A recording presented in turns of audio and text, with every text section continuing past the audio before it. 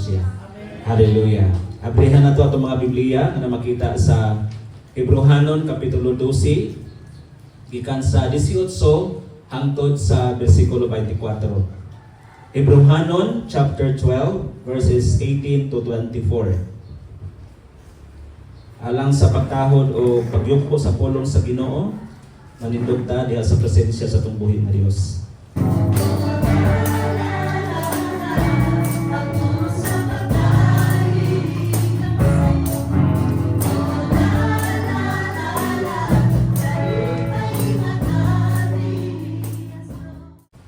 Hebrews chapter 12, 18 to 24. Kay wala kamo moduol sa usa ka bukid nga mihikap diin ditoy nagdilaab nga kalayo, kagitngit, kangiog ug bagyo. Wala kamo moduol sa dapit nga may lanog sa trompeta ug usa ka tingog nga sa pagdahunog sa pagkadungog sa mga Israelita sa maong tingog nangaliyupo sila sa Dios nga muhunong na unta kini. Kay wala sila makaantos nga maminaw sa mando nga nag-ingon, bisan ang mananap nga motunod sa bukid kinahanglan batuon gayod hangtod mamatay. Makalilisang kaayo ang talan-awon nga tungod niini, miingon si Moises, nalisang ako og nagkurong. Apan ang giduol ninyo mao hinuon ang bukid sa Sion ug ang syudad sa buhing Dios, ang langitnong Jerusalem, uban sa linibo ka mga anghel niini. Giduol ninyo ang mga nang malipayon kahugpungan sa mga panganay nga anak nga mga ngalan na isulat dito sa langit. Giduol ninyo ang Dios nga maghuhukom sa tanang tao ug ang mga espiritu sa mga matarong nga naghingpit nga miduol kamo kang Hesus nga maoy naghimo sa bag-ong kasabutan ug ngadto sa gibispis nga dugo nga nagdalag mas maayong mensahe kaysa dugo ni Abel. Atong idungo atong mga ulo, diha sa mga pag-ampo. Kanimo langit ng Amahan, dalaygon ka sa walay katapusan. Kanimo ang dungog ug ang himaya, Ginoo. Bisan pa Ginoong Dios sa among mga pagdayeg, mga pagsimba, gibayaw ka nam ulo dining mga orasa tungod kay mao kini ang imong panahon. Ang tanan magyugbo diha kanimo, ang tanan magagahin og panahon tungod kay ikaw ang Dios maoy nangayo niini. Dining orasa Ginoong Dios ani kami nagbarog sa imuhang presensya tungod kay sa among pagbarog Ginoong Dios sa kagalingon lamang wala kami sarang mahimo. Kaming tanan nakahimo niini Ginoo pinaagi sa imong tabang, pinaagi sa imong grasya Ginoo nga nagbubo kanamo. Ug salamat Lord nga ikaw ang Dios magabubo sa mata ko sa usa ka namo Ginoo, among giempty ang among mga kaugalingon aron daghan Ginoo Dios ang mupuno o buabot sa among mga kasing-kasing mga pulong pandianon aron pag-construct Ginoo Dios sa amo ang pagkakami sa umaabot nga panahon o bisan pa sa among panahon karon. Dalaygon ka sa walay katapusan, ipakunsad o imong ibubo Ginoo ang imong langit mga kaalam sa mata ko sa usa ka namo gikan sa mga kabataan, batanon, babae, lalaki o kanamong mga hamtong. Salamat Lord sa imong mga saad. Himua kami Ginoong Dios nga makusganon og excited kanunay bisan pa Ginoong Dios sa pagundayang sa imong presensya nining kabuntagon. Tanang dungog og himaya among gihatag diha kanimo sa pangalan ni Ginoong Hesus nga among manluluwas o Ginoo. Amen o amen. Maglingkod ta uban ang presensya sa atong buhi nga Dios. Hallelujah. Mga igsoon ko diha sa Ginoo, mayong buntag pag-usab. Hallelujah. Malipayon ba ta? Nakatimbaya na ba ang matag usa sa ato ang bag-o or bagong panahon nga gihatag sa Ginoo sa atong mga kinabuhi? Atong nabasa mga igsoon ang Hebrews chapter 12 verse 18 to 24. O ato ang nasayran mga igsoon nga kini siya nga mensahe ikutlo a foreshadow from the Old Testament nga kasi natian sa mga Israelitas tungod kay sa ilang pagduol sa Ginoo wala nila na pilit pag-ayo ang pagduol. So karon mga igsoon ini kabuntagon dadun mo kamo sa ti mga naguluhan when you come. No, when you come asa man ta mo adto. Sa atong pag-adto mga igsoon muna nga naginahanglan ta nga before ta mulakaw kinahanglan ta giya sa balaang presensya sa Ginoo. When you come in the presence of God. Muni, So sanglit mga igsoon karon nga adlaw, this is the day nga giguhat sa Ginoo. Ang matag usa-usa wala gilain mga igsoon nga nabutang siya kasing-kasing o gunahuna ang presensya sa Ginoo ra gyud. O sa higayon mga igsoon, according to the experiences sa mga Jews, mga Hudiyo, sa mga Israelitas, mga igsoon, kaniadto silang tanan mga igsoon, di ba, naamang yun sila man ang remarkable na piniling katawhan sa Dios. Muna gani nga dunay mga discrimination nga nahitabo taliwala sa mga Hudiyo o sa mga Hintil. Tungod kay ang mga kitang mga Hintil, mga igsoon, igo na gyud tang giangod sa punuan. Na nausahay ang mga Hintil murag pang mag-brag sa original, no? Pero dili na to i-abandon or dili na to baka na bang i-abusuhan ang kaayos sa Ginoo.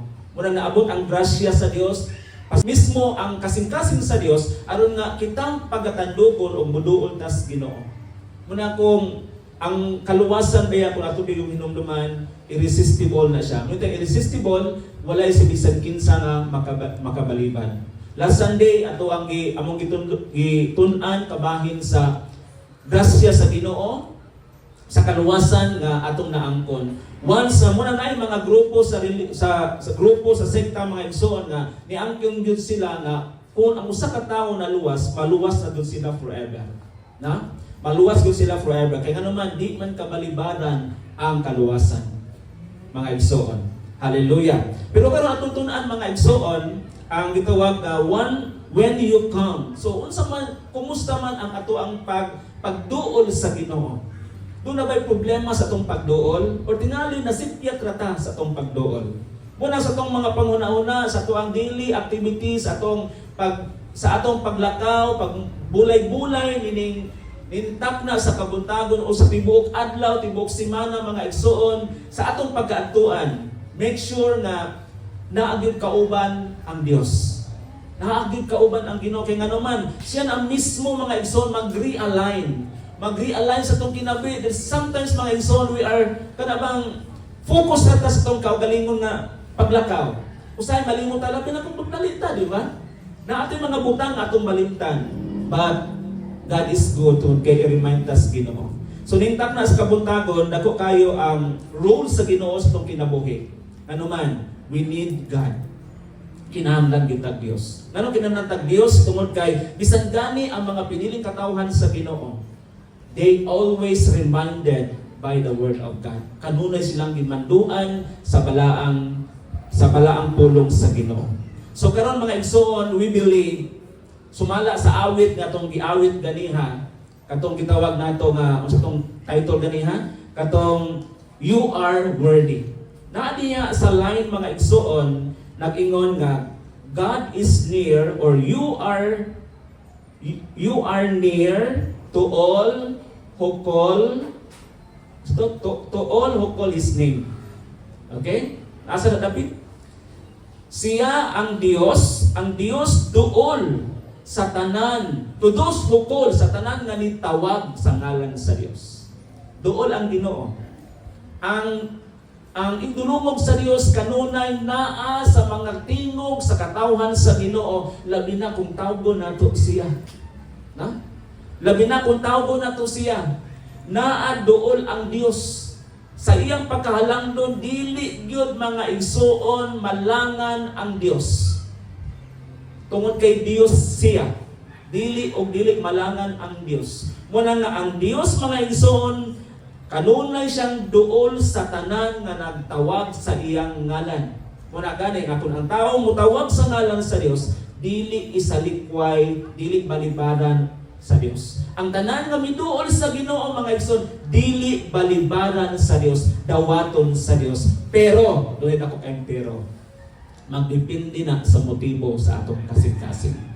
Muna nga mailhan na gapon sa Ginoo mga igsoon kung unsa ang natay tulo ka mga puntos na itong hisgutan initak na sa kabuntagon tungod kay kita miduol man sa Ginoo kinahanglan nga ang matag usa-usa nga giduol sa Dios doon na gyud gitawag doon ay pagtawag ug sa dihang gitawag siya mga igsoon makita nato diha nga iyang gipili ang usa ka community diin iyahang giadtuan iyang giduolan then sa diha nga pag sa pagpili niya sa maong community mga igsoon, mailhan na to nga ang Dios kanunay siyang nag-establish og covenant.